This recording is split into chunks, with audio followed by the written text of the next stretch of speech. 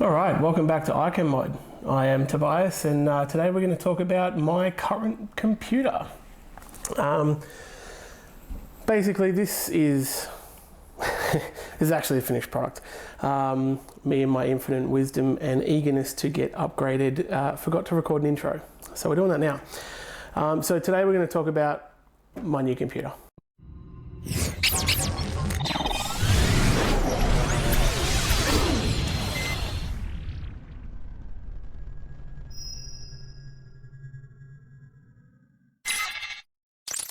Alrighty, so by new computer I mean what I'm doing is I'm currently upgrading my current setup. Obviously here at iCanMod we want to do things on a budget. This computer is not the case it was in. It was in an old Cooler Master case and it had enough. I'm actually going to repurpose that case to try a couple of things soon. So there'll be videos for that. But I just wanted something that looked a little bit more aesthetic, was a little bit less bulky, but also at the same time I was running some very outdated hardware. I could still play the games that I like to play on there, but not that great. I have a fairly decent video card in here. I mean, it's old, it's an RX 580, but it does the job for the games that I play, like Counter-Strike and things like that. So what I wanted to do is I wanted to make things a little bit nicer. Upgrade the motherboard, upgrade my RAM because I was still running an older board with DDR3 RAM. Also upgrade the CPU. It was a 3rd generation i7, so it was really in need of an upgrade. And yes, I was gaming on it, so you can laugh in the comments below if you want. I won't mind. So what you're going to see next is just some montages of me upgrading certain components. Now what I have upgraded in here is the motherboard. So it's an MSI Z90 Gaming. There is a Core i5 9400 in there now. It has 16 gig of DDR4 Corsair Vengeance LPX RAM in there.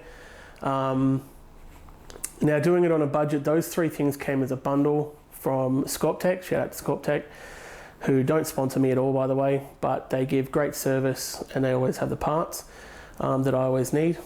And if you have any issues or any questions, their online help and sales support is amazing.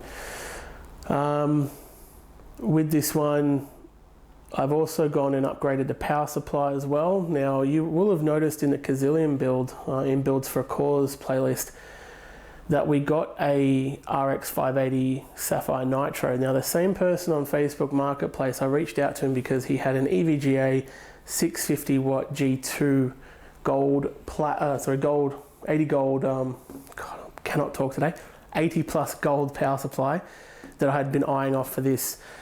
He did me a great deal on it. It was brand new, in the box, not used, everything was all perfect, and that thing is running a charm in here because I have been using it a little bit. I also wanted to make it look a little bit prettier, so I got some new fans in there. So there's some 140 mil blue thermal take fans, just basics, just to give me some sort of air push at the front into the back of the case. And I've also gone with the Easy DIY Fab blue and black cable extensions. So they look really cool. Everything lights up all nice and blue and it flashes and it's all got a bit of a theme to it. So you'll see that as well. All right, so what we're going to do is we're going to go into the build montage of me upgrading. Actually, that's the other thing I did upgrade. I upgraded to an M.2 SSD in here. It is a Western Digital Black SN750 512 gigabyte, which I managed to pick up for under $100. So the deals are out there, and that's the biggest thing I can say is do your research.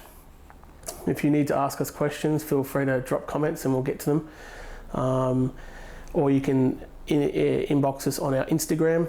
You can click the link tree on the banner of the YouTube page and shoot us inboxes. We're more than happy to give you guys a hand or answer any questions. We have Twitter and we also have Facebook as well. So you'll see the build montage now. We'll get into that. You'll see me upgrading everything.